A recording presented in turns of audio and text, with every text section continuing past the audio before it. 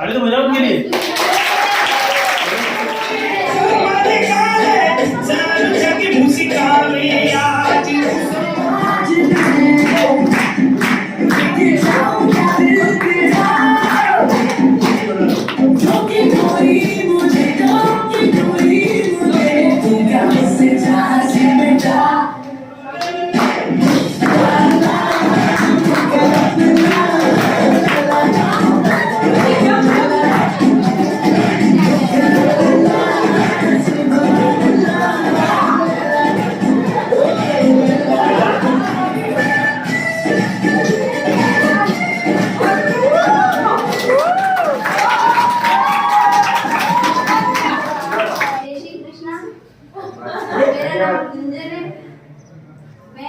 अभी new student हूँ। जब मैं यहाँ पे आने आई थी तो मैंने सोचा था कि बैठने का कुछ जमीन पे होगा, मतलब नीचे बैठते होंगे, कोई चेयर वगैरह नहीं होगी। लेकिन मैंने यहाँ पे आके देखा तो बिल्कुल अलग था। यहाँ चेयर वगैरह सब कुछ व्यवस्था थी। बैठने का हमारे कॉपी में जो भी होता है वो सब प्रॉपर्ली सब कुछ यहाँ पे अवेलेबल है। तो मेरे को यहाँ पे बहुत अच्छा स्टूडेंट 2006 में हमने इस क्लास की बड़ी गांव में जब मैंने 2004 में 10वीं करी, आज बहुत सारे कारण पता लगेंगे कि ऐसा क्यों हुआ, है ना। बहुत सारी चीजें आपको पता लगेंगी। 2004 में मैंने 10वीं कक्षा बड़ी स्कूल से ही करी। यहाँ से मैं पास होके गुरु गोविंद सिंह चला गया और वहां पर 2010 में जब मैं पास हो रहा था, यहाँ 10वीं मैंने एग्जाम दे थे 10वीं बोर्ड से, तब एक बहुत बड़ी समस्या मेरे सामने क्रिएट हुई कि कुछ प्रश्न ऐसे होते हैं जिनके हल आप हर बार स्कूल में पूछ तो लोगे, लेकिन कितनी बार पूछोगे? कहीं ना कहीं हम सब्जेक्ट में, किसी विशेष सब्जेक्ट में कमजोर होते हैं। हालांकि मेरी स्थिति अच्छी थी फिर भी, और कोचिंग के लिए यहाँ से लगभग 6 किलोमीटर दूर जाना पड़ता था। वो भी एक छोटा सा रूम था उनके पास में, और वहां पर एक गुरुजी पढ़ाते थे। तो ग्रामीण परिवेश होने की वजह से यहाँ के जो अच्छे बच्चे थे या टैलेंटेड बच्चे थे, उनको वो चीज नहीं मिल पा रही थी जो मिलनी चाहिए। 2006 में जब मैं 12वीं पास आउट हुआ, तो उसके बाद में हमारे पास में एक मौका था, वहां पर पीएमटी होती थी, प्री मेडिकल टेस्ट। क्योंकि मैं बायोलॉजी का विद्यार्थी हूँ, तो प्री मेडिकल टेस्ट यानी पीएमटी होती थी। उस एग्जाम को देने के लिए हमको तैयारी करनी थी। तो हमने एक इंस्टीट्यूट को चुना और वहां पर हम कोचिंग करने के लिए गए। उसी दौरान मेरे एक मित्र ने ये सुझाव दिया कि हमारे गांव के अंदर भी अगर कोई इस तरह से पढ़ाता, ऐसा होता, ये सुविधाएं होती, तो आज हमको बहुत सारी चीजों के बारे में पहले से पता होता है हेमंत, और हम दूसरी जगह होते हैं। क्योंकि हमें रियल में हम गाँव से गए थे, एकदम से तो पता नहीं पड़ रहा था कि परिस्थिति क्या है। मैं आज सारी बात आपको दिल के खोल के बताऊंगा, आप ध्यान से सुनिए। मेरे दोस्त के कहने पे हमने एक छोटा सा कमरा लेकर के, उन्होंने, क्योंकि मैं तो मेरा वापस क्या था कि मेरे को प्री मेडिकल टेस्ट की तैयारी, पीएमटी की तैयारी भी करनी थी, और साथ में मैंने बीएससी ज्वाइन कर रखी थी, बैचलर ऑफ साइंस जो बीएससी की डिग्री होती है। तो फर्स्ट ईयर मैंने वहां ज्वाइन करा था मोहनलाल सुबह से। तो सुबह क्लासें कॉलेज की और शाम को क्लासें होती थी पीएमटी की, है ना। अब पीएमटी चेंज हो चुका है ना, अब नीट हो गया एग्जाम। तो नीट अभी जो प्री मेडिकल टेस्ट है वो नीट चल रहा है। तो उस समय हमने क्या किया कि 3 बजे के बाद में रात के 8 बजे तक मैं वापस पीएमटी की तैयारी में चला जाता। और जब 8 बजे के बाद घर लौटता 8:30 के आसपास में, तो मेरे दोस्त के द्वारा, कथित दोस्त के द्वारा निर्मित एक उन्होंने छोटी सी क्लास बना रखी थी, वहां पर मुझे मौका मिला पहली बार मैथ्स पढ़ाने का। मैथ्स और साइंस मैंने वहां पर पढ़ाई, क्योंकि मैं इसी विद्यालय से था, तो बहुत सारे विद्यार्थी मेरे को जानते थे, और एक इमेज क्रिएट हुई। 6 महीने के बाद में मैंने पढ़ाना वहां से छोड़ दिया किन्हीं कारणों से। और उस व्यक्ति ने, मेरा पढ़ाना उद्देश्य था ही नहीं उस समय, मेरा उद्देश्य कुछ दूसरा था कि मैं जो तैयारी कर रहा हूँ वो मेरे साथ में रहे, मैं तैयारी करता रहूँ और साथ साथ में कुछ लोगों को भी पढ़ाता रहूँ ताकि उनका काम होता रहे। और उस व्यक्ति ने एक बात जबरदस्ती की थी, मेरे को बहुत बढ़िया की थी। उसने मेरे को कह दिया कि अगर तेरे अंदर दम है तो इस क्लास को चला के बता। मेरा कोई क्योंकि मेरा तो उद्देश्य अलग था कि दूसरी जगह जाने का था, है ना, डॉक्टर बनने का था, तो सीधी सी कहानी थी मैं डॉक्टर ही बनता। अब कोई दिमाग में चीज चढ़ जाए, और खासकर मेरे को ज्यादा चढ़ती है, तो दिमाग में चीज चढ़ गई, और मैंने उन बच्चों को 5 सितंबर के दिन, जब उन बच्चों ने कहा, मैंने उनको मना कर दिया मैं नहीं पढ़ूंगा, अब तुम्हें दूसरे तुम्हारा देख लेना जैसे भी हो, तो उन्होंने कहा सर हम आपके घर में आ जाए, तो घर तो दूर थे ही, आधा किलोमीटर के अंदर घर है आपका, आप यहाँ पर खड़ा दो। तो हमारे घर के अंदर वो 5 सितंबर के दिन हमने कहा मजाक थोड़ा सा, चलो 5 सितंबर शिक्षक दिवस है, उस दिन आ जाना, उस दिन देखेंगे। और उनको हमने सुबह का टाइम दिया 7 बजे, और 7 बजे बच्चे आ गए। 5 बच्चे थे, और 5 बच्चों से एक क्लास की नहीं हुई।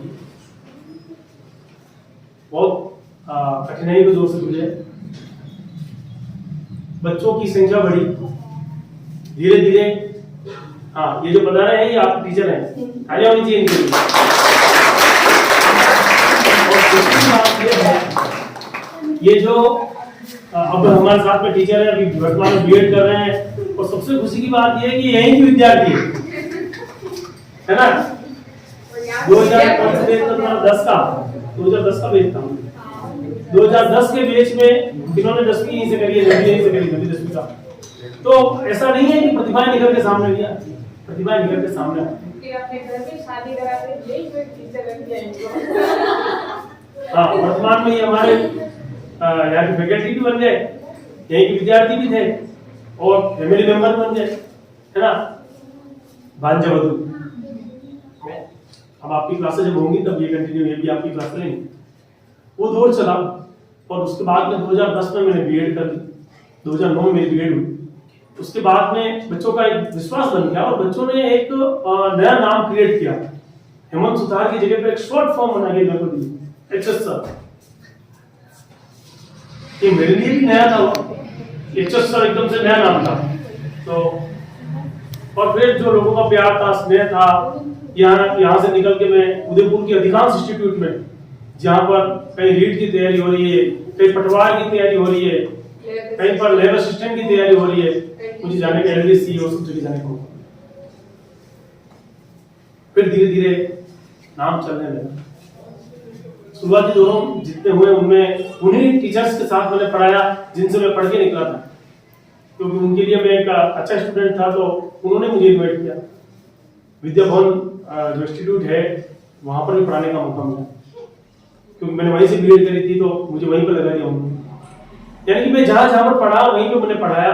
उसके बाद में उदयपुर के अधिकांश जितने भी इंस्टीट्यूट हैं, अधिकांश पूरे के पूरे, उन्हें मेरे को पढ़ाने का मौका मिला और मैं पढ़ाया। बाद में जब जरूरत महसूस हुई तो यहाँ से बाहर निकलने का मौका मिला, आसपुर गया मैं, वहां पर मैंने पढ़ाया। बाहर के दादवारा में क्लासेस थी, वहां पर मैंने पढ़ाया। और इस तरह से एक दौर चलता है। लेकिन कहते हैं कि जितनी व्यक्ति जल्दी बुलंदियों को पाता है उतने ही लोग विरोधी भी बनते जाते हैं। उन दौर से भी गुजरना पड़ा और ना चाहते हुए भी 2020 मार्च 2020 में क्लासों को विराम देना पड़ा, रोकना। कारण सर्वविदित है, सबको पता था कि कोविड। उस समय 7 दिन के लिए अवकाश करने का मौका मिल गया और सब जानते हैं कि मैं छुट्टी एक दिन की नहीं देता हूँ। आप सब लोग मुझसे दुखी हो, है ना? तो फिर भी उस समय हमें 7 दिन छोड़ना पड़ा और उस समय बच्चों के एग्जाम चल रहे थे। पर गवर्नमेंट का आदेश था कि जो भी इंस्टीट्यूट हैं, जो भी स्कूल हैं, वो 7 दिन के लिए स्थगित कर दें। और उस समय क्लासेस 7 दिन के लिए बंद थी। पहली बार जीवन में हमने क्लास पे फुल स्टॉप लगाया। लॉकडाउन के दौरान शुरुआत तो आपने अच्छी देखी होगी, है ना?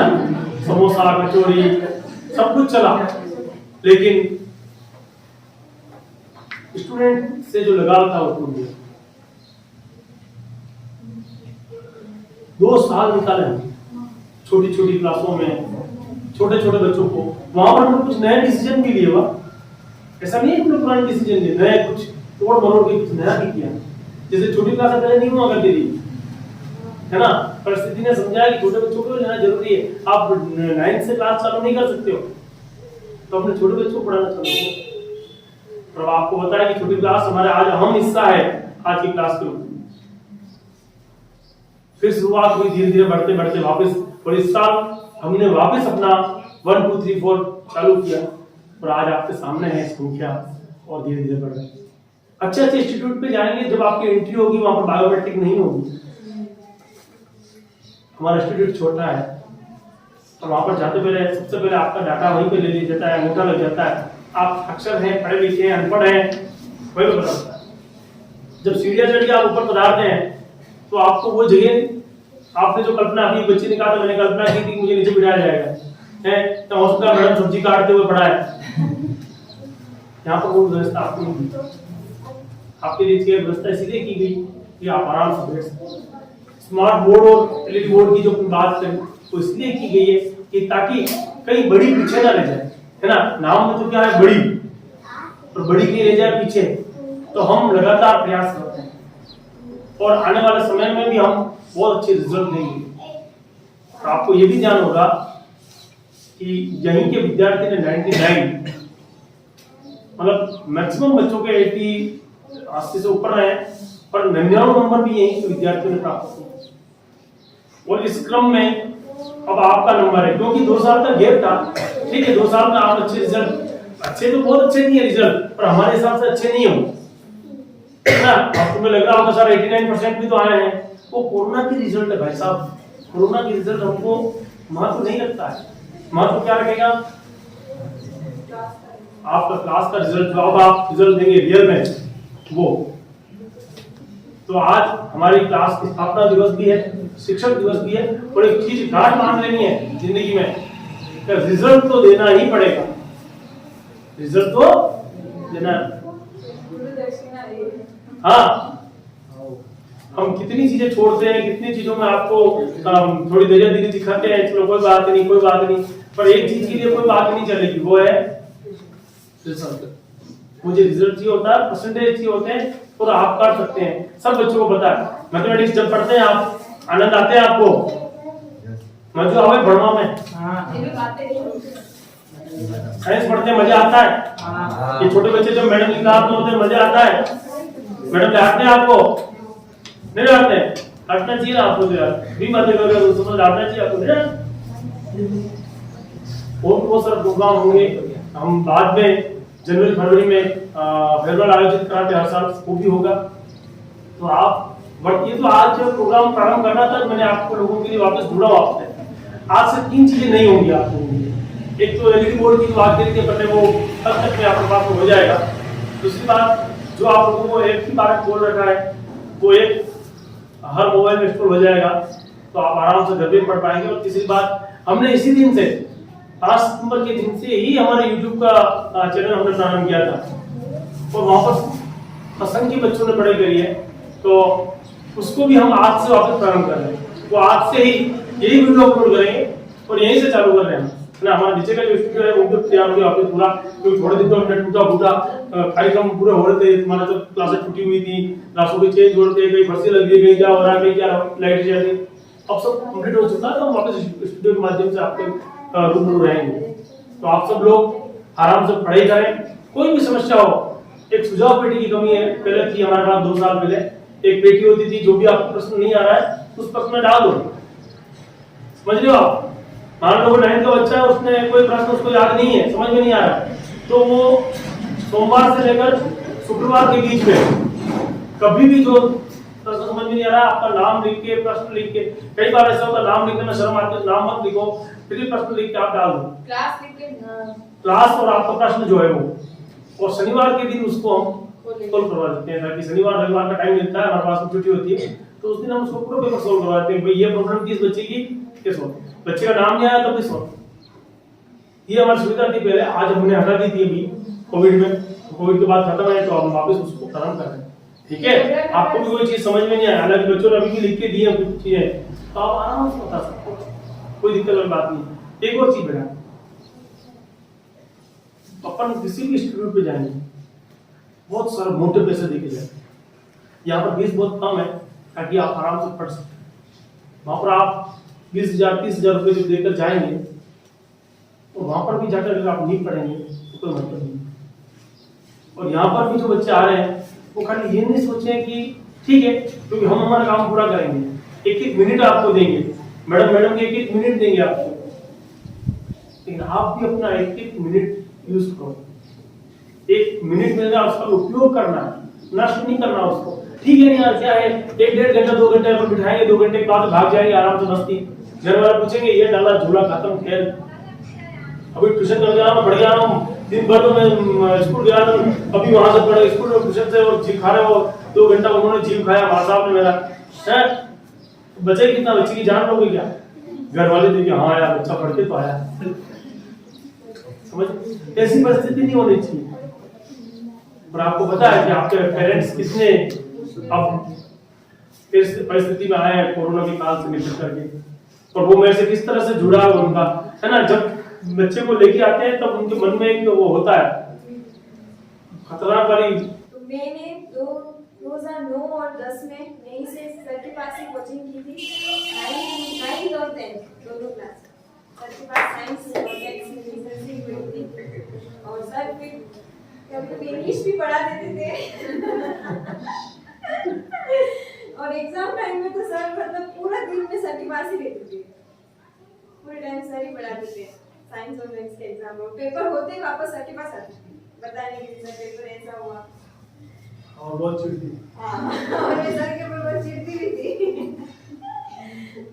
फिर उसके बाद मैंने 11th में आर्ट्स ले ली, आर्ट्स में मेरा सब्जेक्ट था इकोनॉमिक्स, 11th-12th में इकोनॉमिक्स, पॉलिटिकल और ज्योग्राफी था। फिर मैंने बीए की एमजी कॉलेज हीरागंज, वहाँ पे मैंने बीए करी, वहाँ पे मेरा सब्जेक्ट था पॉलिटिकल और ज्योग्राफी और हिस्ट्री।